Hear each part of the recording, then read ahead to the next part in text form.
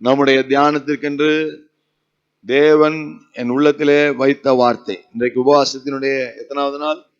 4ஆம் நாள். இந்த 4ஆம் நாளிலே கர்த்தர் என் உள்ளத்திலே தியானிக்கும்படியாக வைத்த வார்த்தை எபேசியருக்கு எழுதின நிருபம் 6வது அதிகாரம் 17வது வாக்கியம்.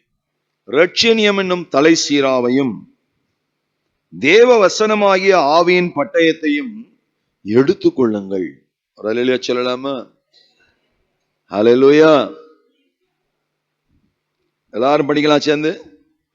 இரட்சணியம் என்னும் தலை சீராவையும் தேவ வசனமாகிய ஆவியின் பட்டயத்தையும் எடுத்துக் கொள்ளுங்கள். இந்த வசனத்தினுடைய பின்பகுதியை தான் நாம் இன்றைக்கு தியானிக்க போறோம். தேவ வசனமாகிய ஆவியின் பட்டயம். Sword of the Spirit, which is the word of God. Sword of the Spirit. நன்றாய் கவனியுங்கள். வேத வசனம், வேதத்திலே எத்தனையோ காரியங்கள், ஏராளமான காரியங்களுக்கு ஒப்பனையாக சொல்லப்பட்டிருக்கிறது, எடுத்துக்காட்டாக சொல்லப்பட்டிருக்கிறது. இன்றைக்கு sword of the Spirit, ஆவியின் பட்டயம், ஆவிக்குரிய பட்டயம். ஒரு ஆவிக்குரியவனுக்கு பட்டயம் எதுன்னா வேதவசனம். சித்தமா ஆமென் சொல்லுங்க. ஏன்னா கொரிந்து சபைக்கு பவுல் எழுதும்போது சொல்றாரு, நம்முடைய போராயுதங்கள் எல்லாம் மாம்சத்துக்கு ஏதுவானவைகள் அல்ல. ஒரு காலத்துல எல்லாம் மாம்சத்துக்கு ஏதுவானதா இருந்தது. ஆனால் நம்ம மறுஜென்ம முழுக்கினாலே ஆவியானவருடைய கிருபையினாலே நம்ம எல்லாரும் ரட்சிக்கப்பட்ட பிற்பாடு நம்முடைய போராயுதங்கள் எல்லாம் மாம்சத்திற்கு ஏதுவானவைகள் அல்ல. அது எப்படின்னா அரண்களை நிர்மூலமாக்குகிற தேவனுடைய பலனாக இருக்கிறது. அந்த அரண்களை நிர்மூலமாக்குகிற அந்த தேவ பலத்துல பாத்தீங்கன்னா, இங்க பவுல் எபேசு சபைக்கு தெளிவாய் சொல்லுகிறார், ஆவியின் பட்டயம். அல்லேலூயா. தேவ வசனமாகிய ஆவியின் பட்டயத்தை எடுத்துக்கொள்ளுங்கள். சரி, இந்த ஆவியின் பட்டயத்தை குறித்து எபிரேய ஆக்கியோன் இந்த ஆவியினுடைய பட்டயம் எப்படிப்பட்ட தன்மை உடையது என்கிறதை அங்கே அவர் விளக்கமாய் சொல்லுகிறார். எடுத்து வாசிக்கலாம். எபிரேய ஆக்கியோன் 4ஆம் அதிகாரம் 12வது வசனத்தை வாசித்து பார்க்கிற பொழுது, தேவனுடைய வார்த்தையானது ஜீவனும் வல்லமையும் உள்ளதாயும். ஒரு அல்லேலூயா சொல்லுங்க பார்க்கலாம். தேவனுடைய வார்த்தை எப்படிங்க?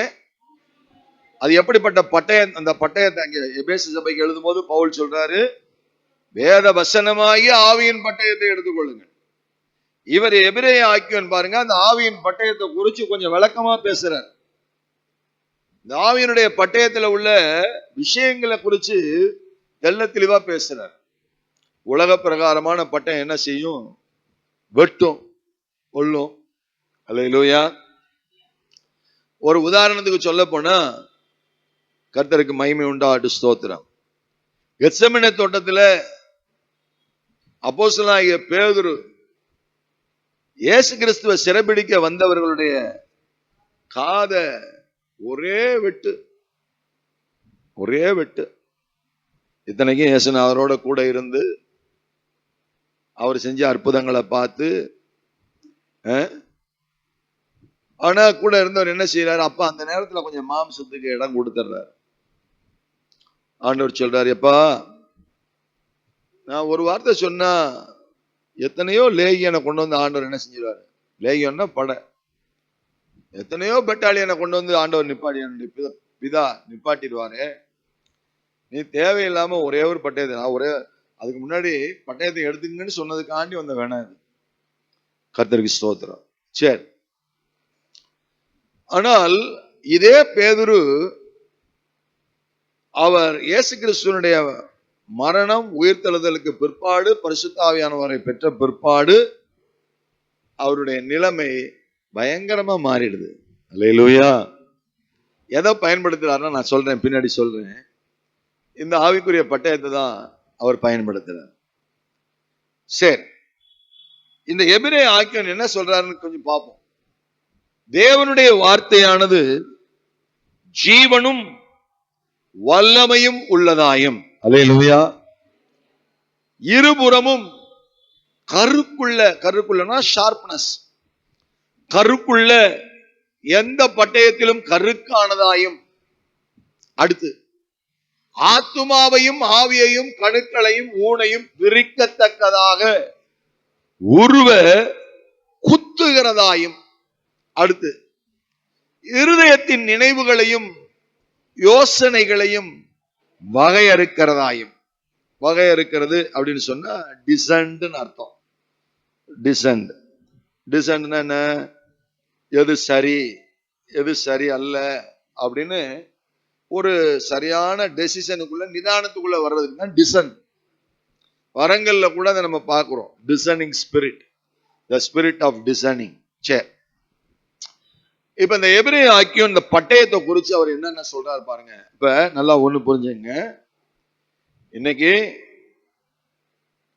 கர்த்தருக்கு மகிமை உண்டாட்டு ஸ்தோத்திரம். தேவ வசனத்தை எதுக்கு ஒப்பிடப்பட்டிருக்கிறது? ஆவியின் பட்டயத்துக்கு. அப்ப ஆவியின் பட்டயமாகிய தேவ வசனம் அப்படின்னு நீங்க எழுதிக்கலாம், அல்லது தேவ வசனமாகிய ஆவியின் பட்டயம், ரெண்டும் ஒண்ணுதான். இந்த ஆவிக்குரிய பட்டயத்தினுடைய தன்மையை எபிரேய ஆக்கியன் கொஞ்சம் சற்று விளக்கமா சொல்றாரு. நம்பர் 1, அவர் முதல்ல சொல்றது என்னன்னா, இந்த பட்டயம் உலக பிரகாரமான பட்டயம் என்ன பண்ணும்னா கொல்லும். அல்லேலூயா. பழைய ஏற்பாட்டில் கூட எழுத்து கொல்லும், ஆனால் ஆவி என்ன செய்யும்? உயிர்ப்பிக்கும். நீதிமொழிகள்ல படிக்கிறோம், பட்டய குத்து போல பேசுகிறவர்களும் உண்டு அப்படின்னு பாக்குறோம். ஒண்ணு இல்லைங்க, நம்ம சர்ச்சுக்கு பின்னாடி சுமார், அதாவது ஒரு குடும்பம், ஒரு காவல்துறையில வேலை பார்த்த ஒரு குடும்பம், அந்த அம்மா என்ன பண்ணிட்டாங்க, தன்னுடைய பிள்ளை பரீட்சை நடந்துகிட்டு இருக்கு, உண்மையா நடந்த சம்பவத்தை சொல்றேன். பரீட்சை நெருங்கிடுச்சு, தன்னுடைய மகளை பார்த்து சொல்றான். மகள் என்ன செய்யறா? டிவி பார்த்துட்டு உட்காந்துருக்கா. இது நடந்து ஒரு கிட்டத்தட்ட ஒரு 10 வருஷம் இருக்கும். டிவி பார்த்து கொண்டே இருக்கிறான். இந்த தாய்க்கு கோபம் வந்துருச்சு. ஏமா பரீட்சை நெருங்கிடுச்சு, பரீட்சை நாளைக்கு பரீட்சை ஆரம்பிக்க போது, நீ டிவி பார்த்துக்கிட்டு இருக்கிய அப்படின்னு சொல்லி கொஞ்சம் கோபமா பேசினதுதான். இந்த கோபமா பேசி முடிச்சுட்டு இந்த தாய் என்ன செஞ்சாங்க, தன்னுடைய வேலையை பார்க்கறதுக்கு இயல்பா போயிடுறாங்க. ஆனால் அந்த வார்த்தை அந்த மகளுடைய, உண்மையா அவங்க என்ன பேசுறாங்கிறது அவங்க 2 பேருக்கு தான் தெரியும், இதை தாண்டி கடவுளுக்கு தெரியும். ஆனால் அந்த மகள் பாருங்க, இந்த வார்த்தையை தாங்க முடியாம கொஞ்ச நேரத்தில் அந்த ரூம் கதவை சாத்திட்டு அவ என்ன செஞ்சிட்டா, தான் வாழ்க்கையை முடிச்சுட்டா, சூசைட் பண்ணி இறந்துட்டா. நல்லா கவனிங்க, அதைத்தான் நீதிமொழிகளில் சொல்லப்பட்டிருக்கு, பட்டய குத்து போல் பேசுகிறவர்களும் உண்டு. 12-18 நினைக்கிறேன். சரி, சிலர் பாத்தீங்கன்னா அப்படி பட்டு, இன்னைக்குள்ள ஜெனரேஷன்லாம் எப்படின்னு கேளுங்க. இதெல்லாம் நான் சொல்றது 10 வருஷத்துக்கு முன்னாடி உள்ளது. இன்னைக்குள்ள ஜெனரேஷன் சும்மா சாதாரணமா நீங்க பேசி அட்வைஸ் பண்ணுங்க, உடனே சொல்லுன்னு என்ன தருது, அது எப்படின்னு நமக்கு புரியல. நம்ம எல்லாம் பயங்கரமான கண்டிப்புல அடி உத வாங்கி, நீதிமான் என்ன செய்யட்டும், கொட்டட்டும், அது என் தலைக்கு எண்ணெயை போல இருக்கும், எண்ணெயை போல இருக்கும். நம்ம மைண்டு, நம்ம மனநிலை செட் ஆகணும்னா நல்லா திட்டு வாங்கி பழகணும். ஒரு அலையில சொல்ல மாட்டீங்களே, இதுக்கெல்லாம் சொல்லாதீங்க. கர்த்தருக்கு ஸ்தோத்திரம். சரி, இன்னொன்னு, உண்மையா உங்களை நேசிக்கிறாங்க ஒருத்தவங்க அப்படின்னா அவங்க உங்களை என்ன செய்வாங்க? கண்டிப்பாங்க.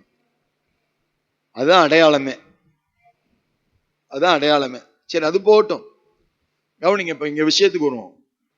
தேவனுடைய வார்த்தை எப்படின்னா, உலக பிரகாரமான பட்டயம் அது கொல்லும், அது ஜீவனை அழிக்கும். அதனாலதான் யோவான் 10:10 படிக்கிறோம், திருடன் திருடவும் கொல்லவும் அழிக்கவும் என்று வேற ஒன்றுக்கும் வரான், நானும் உங்களுக்கு ஜீவன் உண்டாயிருக்கவும் அந்த ஜீவன் பரிபூர்ணப்படவுமே வந்தேன் என்று சொன்னார். கர்த்தருக்கு மகிமை உண்டாகும். முதல் இந்த பட்டயத்தினுடைய தன்மை என்ன தெரியுங்களா? வேத வசனமாகிய ஆவியினுடைய பட்டயத்தினுடைய முதல் தன்மை என்ன தெரியுமா? அது ஜீவனை கொண்டு வருகிறது. அல்லேலூயா. அது ஜீவனுள்ள பட்டயம். ஏன் அப்படின்னு கேட்டா 2 தீமோத்தேயு 3:16 படிப்போம். தேவனுடைய வார்த்தையானது, நல்லா கவனிங்க, 2 தீமோத்தேயு 3:16 வசனம். வேத வாக்கியங்கள் எல்லாம் யாரால் அருளப்பட்டதுங்க? கொஞ்சம் சத்தமா சொல்லுங்க. தேவ ஆவியினால் அருளப்பட்டு இருக்கிறது. தேவனுடைய மனுஷன் தேறினவனாகவும் எந்த நற்கிரியைகளும் செய்ய தகுதி உள்ளவனாகவும் இருக்கும்படியாக அவைகள் உபதேசத்துக்கும் கடிந்து கொள்ளுதலுக்கும் சீர்திருத்தலுக்கும் நீதியை படிப்பித்தலுக்கும் பிரயோஜனம் உள்ளவைகளாய் இருக்கிறது. அப்ப ஒரு ஆவிக்குரியவனை கடிந்து கொள்ளும் பொழுது உபதேசத்தின் வழியாய், வசனத்தின் வழியாய் கடிந்து கொள்ளப்படுகிற பொழுது அது அவனுக்குள்ள ஜீவனை கொண்டு வருகிறது. அவன் ஒருபோதும் சாக மாட்டான். அப்படி ஒருவேளை பாதிக்கப்பட்டானா அவன் சரியா ரட்சிக்கப்படலன்னு அர்த்தம். அல்லேலூயா. கர்த்தருடைய பரிசுத்த நாமத்துக்கு மகிமை உண்டாவதால். கவனிங்க, இதுக்கு ஏன்னா நம்முடைய அருள்நாதர் இயேசு இதுக்கு விலைக்கரையும் செலுத்தி இருக்கிறார். எப்படி தெரியுமா? படிங்க. The book of Revelation, வெளிப்படுத்தின விசேஷம் 19ஆம் அதிகாரம் 13வது வசனம். வெளிப்படுத்தல் 19:13 படிக்கலாம். இதுக்கு முன்னால நல்லா கவனிங்க. இதுக்கு முன்னாடி உங்களுக்கு உள்ள வசனம். சரி, இதை படிச்சு முடிச்சிருக்கேன், அப்புறம் போவோம். இரத்தத்தில் தோய்க்கப்பட்ட வஸ்திரத்தை தரித்திருந்தார். அவருடைய நாமம், நல்லா அவங்க வலது கரத்தை உயர்த்தி சந்தோஷமா ஒரு ஆமென் சொல்லுங்க பார்க்கலாம். இரத்தத்திலே தோய்க்கப்பட்ட வஸ்திரத்தை அவர் தரித்திருந்தார். அவருடைய நாமம் தேவனுடைய வார்த்தை என்பது. ஏன்னா அவர் குத்தப்பட்டாருங்க, அவர் நொறுக்கப்பட்டார், அவர் வாதிக்கப்பட்டார், அவர் சிறுமைப்படுத்தப்பட்டார், அவமானப்பட்டார், எல்லா பாடுகளையும் வேதனைகளையும் பெற்றார், விலைக்கரையத்தை செலுத்தி இருக்கிறார். நமக்கு நல்லா தெரிந்த வசனம் யோவான் சுவிசேஷம் 1ஆம் அதிகாரம் 1 வசனத்திலிருந்து நம்ம படிச்சோம்னு சொன்னா, ஆதியில வார்த்தை இருந்தது, அந்த வார்த்தை தேவனிடத்தில் இருந்தது, அந்த வார்த்தை தேவனாக இருந்தது. தொடர்ந்து படிக்கலாம். அவர் ஆதியிலே தேவனோடு இருந்தார். 3ஆம் வசனம் தான் ரொம்ப முக்கியம். சகலமும் அவர் மூலமாய் உண்டானது ஒன்றும் அவராலே அல்லாமல் ஒன்றும் உண்டாகல. அடுத்த வசனத்தை பாருங்க. அவருக்குள்ள என்ன இருந்துச்சுங்க? மறுபடியும் சொல்லுங்க. எதுக்குள்ள ஜீவன் இருந்தது? வார்த்தைக்குள்ள ஜீவன் இருந்தது. அந்த வார்த்தை யாருங்க? இயேசு. ஒரு அல்லேலூயா சொல்லலாமா? அப்ப நீங்க கையில வச்சிருக்கிற வேதம் யாருங்க? இயேசு கிறிஸ்து. ஒரு அல்லேலூயா சொல்லலாமா? அவருடைய ஜீவன் நிறைந்த வார்த்தைகளை நம்ம வச்சிருக்கிறோம். இத படிக்கும் போது நமக்குள்ள என்ன வருதுங்க? ஜீவன் வருகிறது, உயிர் வருகிறது, வாழ்வு வருகிறது. ஆனா பிசாசு இதை என்ன செய்ய விட மாட்டான் தெரியுமா? உங்களை படிக்கவே விட மாட்டான். அவனுடைய தந்திரமே என்னன்னா, நீங்க இதை படிச்சீங்கன்னா உங்களுக்குள்ள ஜீவன் வந்துடும், உங்களுக்குள்ள உயிர் வந்துடும், உங்களுக்குள்ள வெளிச்சம் வந்துடும். அவருக்குள், அதான் நல்லா கவனிங்க, இந்த பட்டயத்துக்குள்ள, இந்த பட்டயமாகிய வார்த்தைக்குள்ள முதல்ல இருக்கிறது ஜீவன் இருக்கிறது, உயிர் இருக்கிறது. கர்த்தருக்கு மகிமை உண்டாடு, ஸ்தோத்திரம். தொடர்ந்து படிங்க. அவருக்குள் ஜீவன் இருந்தது, அந்த ஜீவன், கர்த்தருக்கு மகிமை உண்டாவதாக. கரங்களை உயர்த்தி அல்லேலூயா சொல்லலாமா? பரிசுத்த யோவான் எழுதின நற்செய்தி 5ஆம் அதிகாரம், முதல்ல 1வது அதிகாரம் படிச்சீங்க இல்லையா? இப்ப 5வது அதிகாரத்துக்கு வந்துருங்க. அதுல 26வது வசனத்தை படிங்க. 5:26 படிங்க. ஏனெனில்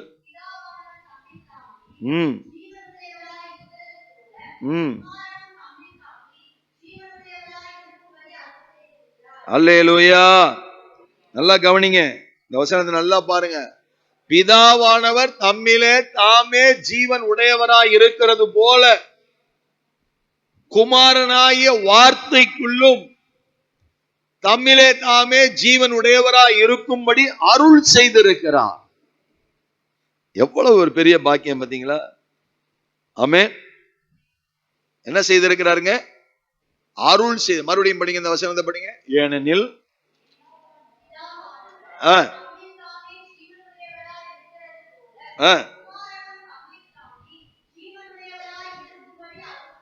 நீங்க நல்லா கவனிக்கணும். இந்த யோவான் சுவிசேஷத்துல ஒரு விசேஷம் என்னன்னு தெரியுங்களா? ஒரு விசேஷம் என்ன தெரியுங்களா? ஒரு 7 பிரசங்கம் இருக்கு. 7 பிரசங்கம் இயேசுநாதர் பண்ணியிருக்கிறார். எல்லாமே ஜீவனை குறிச்சுதான். எல்லாமே எதை குறிச்சு? 7 இயேசுநாதர் பண்ண 7 பிரசங்கமுமே ஜீவனை குறிச்சு தான். அதுல முதல் பிரசங்கம் 3ஆம் அதிகாரத்துல இருக்கு. அது என்னன்னா புதிய ஜீவன். நீங்க பொறுமையா படிச்சுக்கங்க, ஏன்னா எல்லாத்தையும் நான் விளக்கி சொல்ல நேரம் இல்லை. 3ஆம் அதிகாரத்துல படிச்சு பாத்தீங்கன்னா புதிய ஜீவன் அப்படிங்கிற தலைப்புல அவர் பேசுவார். 4ஆம் அதிகாரத்துல பாத்தீங்கன்னா ஜீவ தண்ணீர் அப்படிங்கிற வியாக்கியானத்துல தலைப்புல பேசுவார்.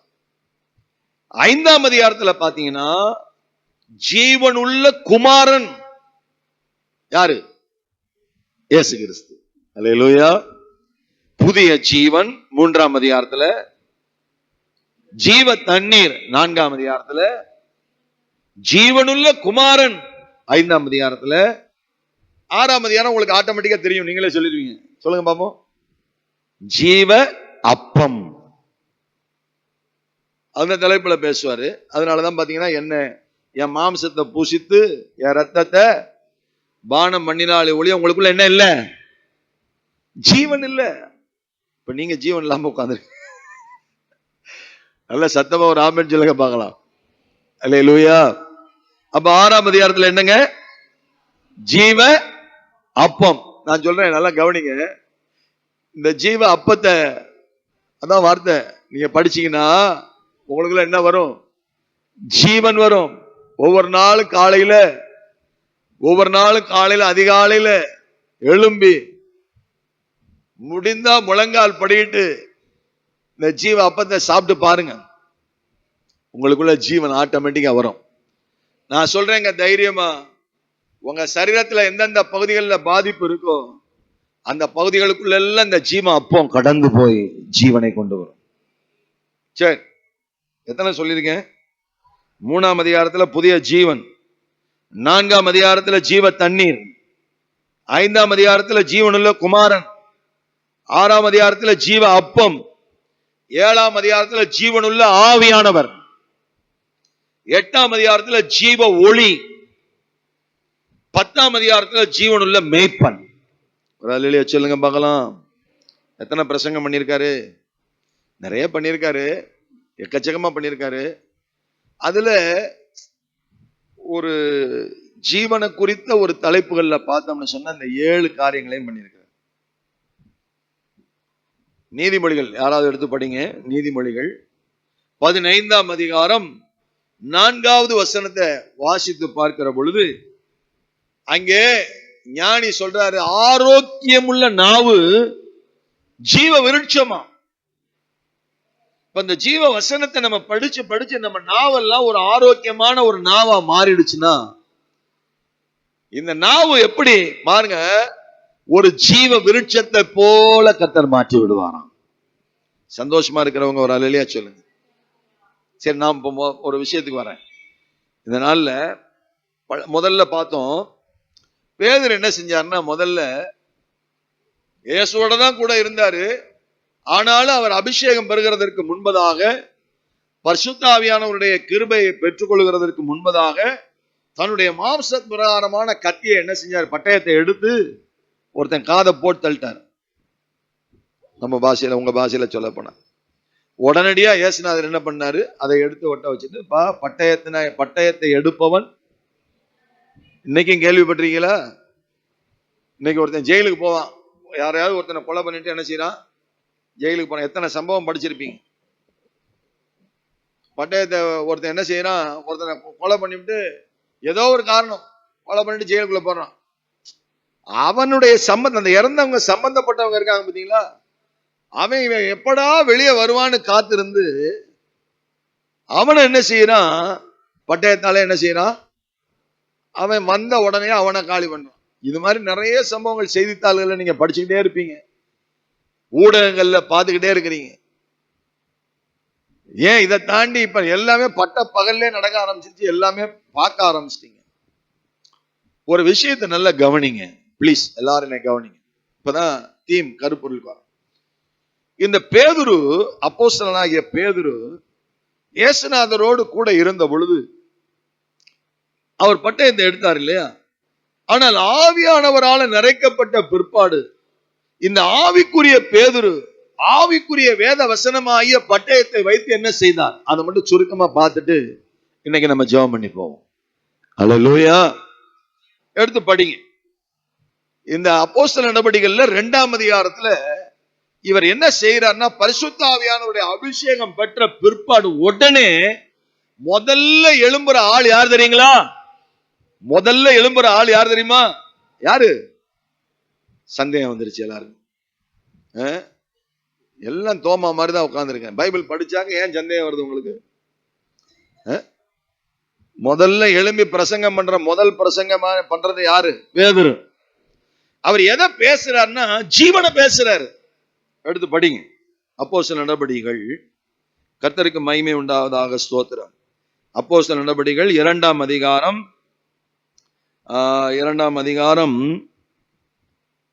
26 இருந்து படிங்க, 25 இருந்து படிங்க வேகமா. அவரை குறித்து தாவீது, அதாவது தேவன் அவருடைய மரண உபாதையின் கட்டை அவிழ்த்து அவரை எழுப்பினார், அவர் மரணத்தினால் கட்டப்படக்கூடாது, இயேசு கிறிஸ்துவை பத்தி பேசுறார். சரியா? அவரை குறித்து தாவீது சொன்ன தீர்க்க தரிசனத்தை சொல்றாரு.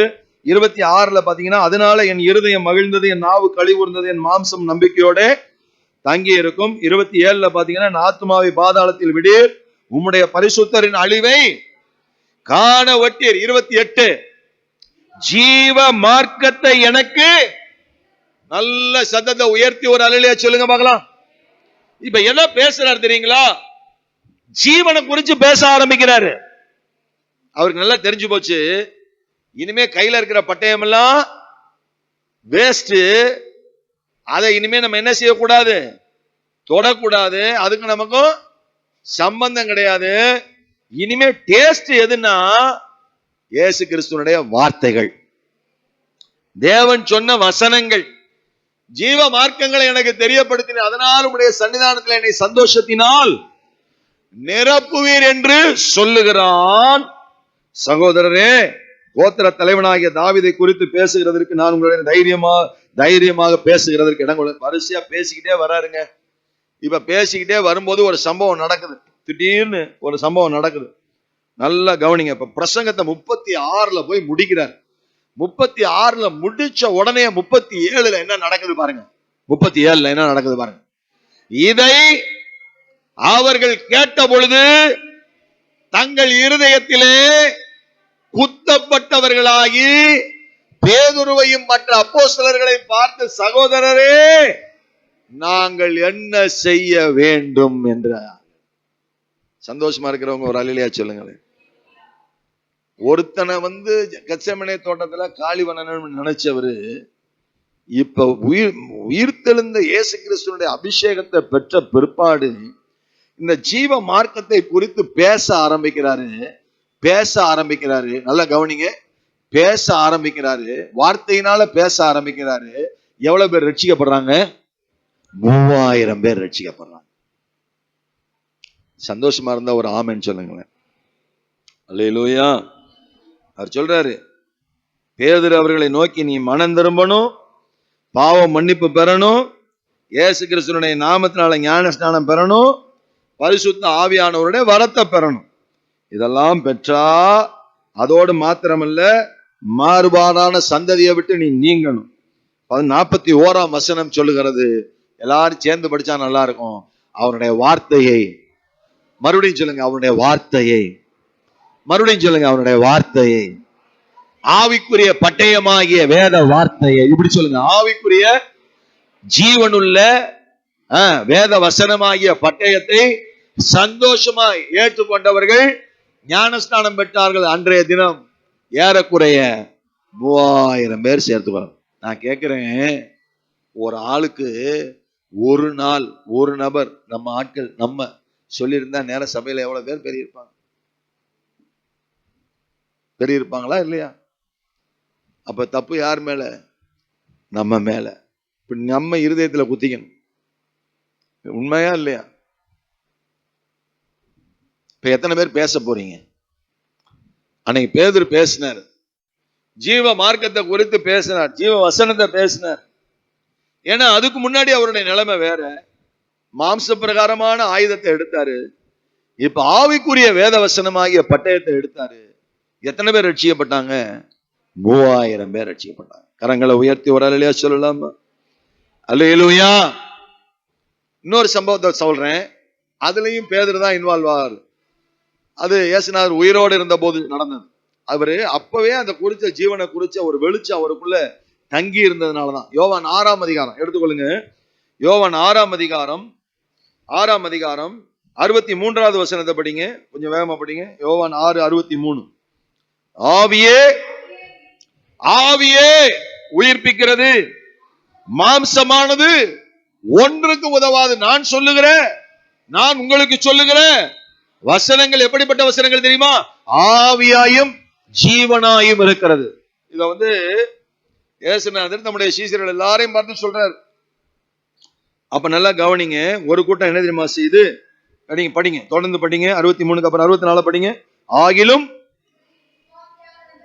உண்டு விசுவாசியாதவர்கள் இன்னார் என்றும் நம்மை காட்டி கொடுக்கிற இன்னார் என்றும் ஆதி முதலாக இயேசு அறிந்திருந்தபடியினால் அவர் பின்னும் மறுபடியும் சொல்றாரு, ஒருவன் என் பிதாவின் அருளை பெறாவிட்டால் என்னிடத்திற்கு வரமாட்டான் என்று இது நிமித்தமே உங்களுக்கு சொல்ல. அதாவது என்ன முன்னாடியே சொல்லிடுறாரு, என் மாம்சத்தை தின்று என் ரத்தத்தை பானம் பண்ணினாலே ஒளிய உங்களுக்கு என்ன செய்யல?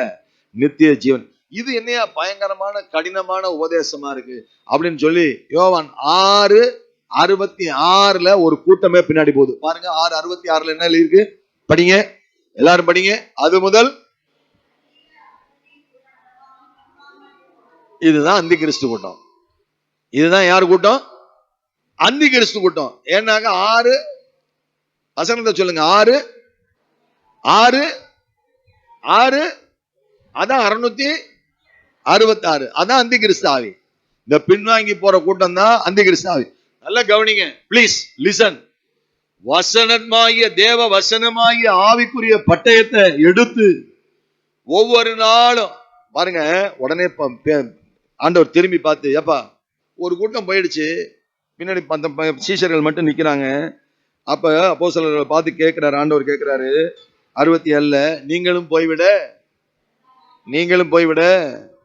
இப்ப நான் உங்களை பார்த்து கேட்க வேண்டியிருக்கு, நீங்களும் போய்விட.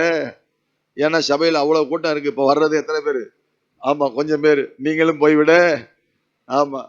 ஆனா அங்க உடனே அங்கேயும் யார் தெரியுமா சொல்றா? பேதுரு சொல்றாரு, ஆண்டவரே நாங்க யாரிடத்துலப்பா சொல்லுங்க, அப்படி சொல்லுங்க. ஆண்டவரை பார்த்து சொல்லுங்க, ஆண்டவரே நாங்க யாரிடத்துலப்பா போவோம் சொல்லுங்க. நித்திய ஜீவ வசனங்கள் உம்மிடத்திலே உண்டு.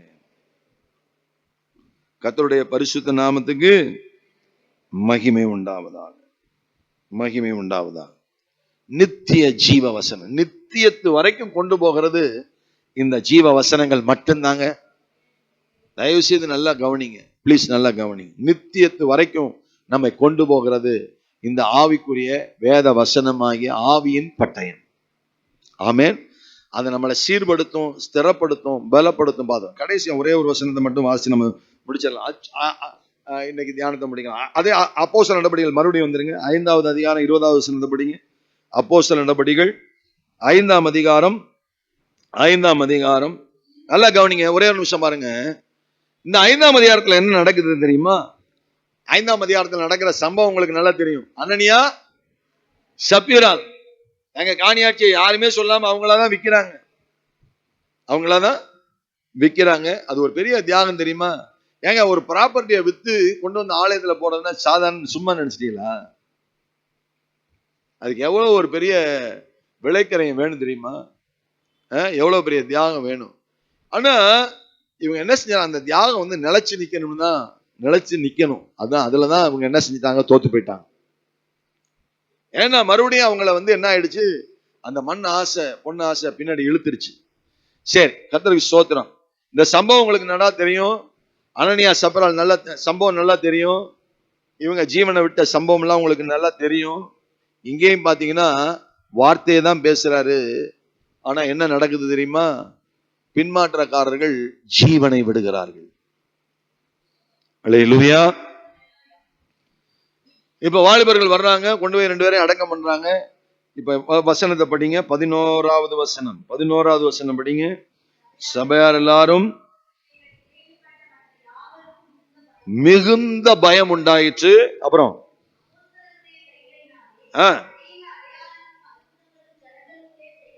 செய்யப்பட்டது.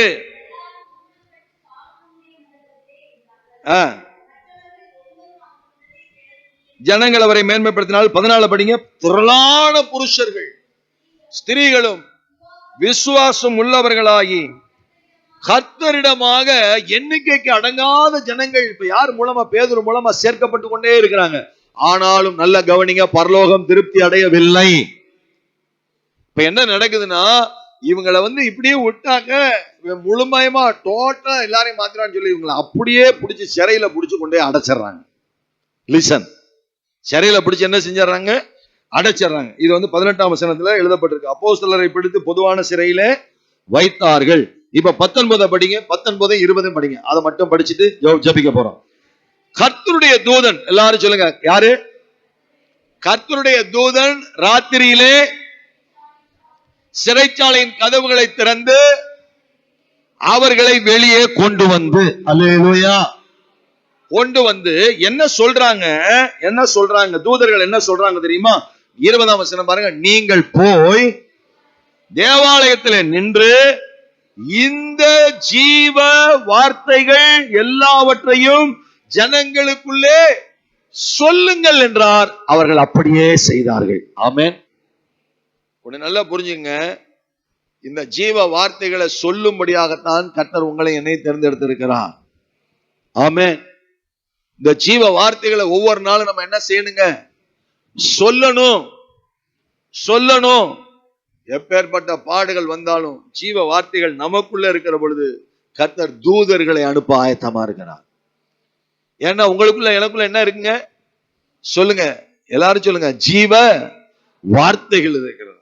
ஜீவ வார்த்தைகள் இருக்கிறது.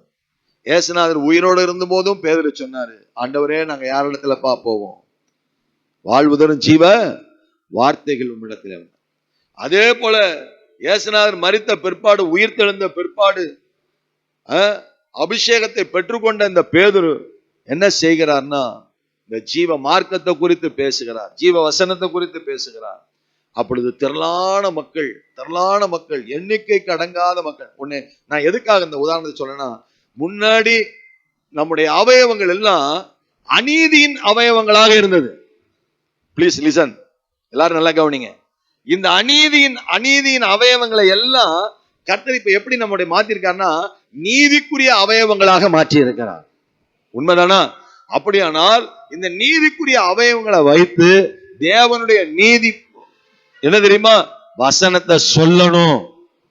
சபை அப்படின்னா சபையில் இருக்கிற ஒவ்வொருவரும் வசனத்தை, ஆவிக்குரிய பட்டயமாகி இந்த வசனத்தை எடுத்து நீங்க சொல்லும் பொழுது திரள் ஜனங்கள் ரட்சிக்கப்படுவது உறுதி. இன்னைக்கு எத்தனை பேர் தீர்மானம் எடுக்க போறீங்க, ஆண்டவரே என்னுடைய நாவை ஒரு ஆரோக்கியமுள்ள ஒரு நாவாக நீ மாற்றுவீராக, ஒரு ஜீவனுள்ள ஒரு நாவாக மாற்றுவீராக. ஆமென் சொல்லலாமா? இன்னைக்கு நம்ம அதான் ஜெபிக்க போறோம். ஆண்டவரே என்னுடைய உதடு, என்னுடைய நாவு, என்னுடைய அவயவங்கள் ஒவ்வொன்றும் ஆண்டவரே முன்னால எப்படி இருந்துச்சுன்னா மாம்சத்துக்கு உரியதா இருந்தது. இப்ப எப்படி மாறிடுச்சு, எல்லாமே எப்படி மாறிடுச்சு, ஆவிக்குரியவைகளா மாத்திட்டீங்க. அதனால நான் முதல்ல நான் என்ன செய்ய போறேன்னா, உம்முடைய வசனமாகிய ஆவியின் பட்டயத்தை எடுக்க போகிறேன். இன்னைக்கு அது மட்டும் போதும். ஆண்டவர் சித்தமான நாளைக்கு மற்ற காரியங்களை தியானிங்க. நல்லா எல்லாரும் சொல்லுங்க, கைகளை உயர்த்தி அப்படியே வேதத்தை மூடி வச்சுட்டு எல்லாரும் எழுப்பி நின்று சொல்லுங்க பார்க்கலாம். ஆண்டவரே ஆவியின் வசனமாகிய ஆவிக்குரிய பட்டயத்தை, வேத வசனமாகிய ஆவிக்குரிய பட்டயத்தை நாங்கள் எடுத்துக் கொள்ளுகிறோம் ஆண்டவரே. எல்லாரும் சொல்லுங்க, எல்லாரும் சொல்லுங்க. ஆண்டவரே, அவைகள்னால என்ன தெரியுமா செய்ய போறோம்? திரள் ஆத்துமாக்களை நாம் ரட்சிக்கப்பட கர்த்தர் நமக்கு உதவி செய்ய போகிறார். எத்தனை பேர் ஆயத்தமாயிருக்கிறீங்க? எத்தனை பேர் சந்தோஷமா இருக்கிறீங்க? கைகளை உயர்த்தி சொல்லுங்க பார்க்கலாம். ஆண்டவரே, வேத வசனமாகிய ஆவிக்குரிய பட்டயத்தை நாங்கள் எடுத்துக் கொள்ளுகிறோம்.